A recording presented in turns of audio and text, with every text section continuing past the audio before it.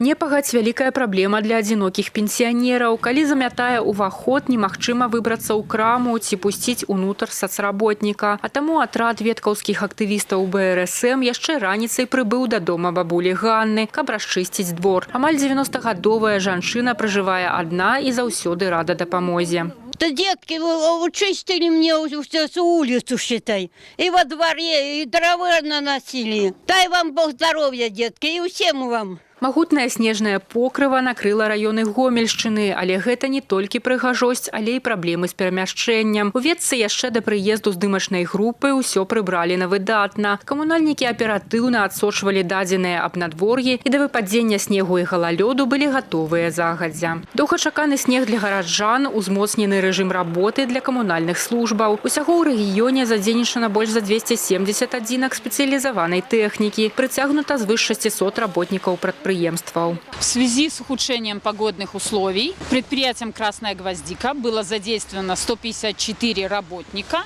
и 47 единиц техники. Бригады работают в усиленном режиме. Параллельно ведется обработка антигололедными средствами тротуаров города. Дорожные организации приняли меры для бяспечнага праезду на аўтадарогах, у тым ліку рэспубліканскага значэння. Бліжэйшыя дні умовы надвор'я застануцца складанымі для вадзіцеляў і пешаходаў. 30 снежня чакаецца галалёдзіца. Дзяржаўтаінспекцыя нагадвае аб правілах дарожнай бяспекі, трымаць дыстанцыю і бакавы інтэрвал, пазбягаць абгонаў і апярэджанняў. Алеся Заяц, Александр Швыдакоў, тэлерадыёкампанія «Гомель».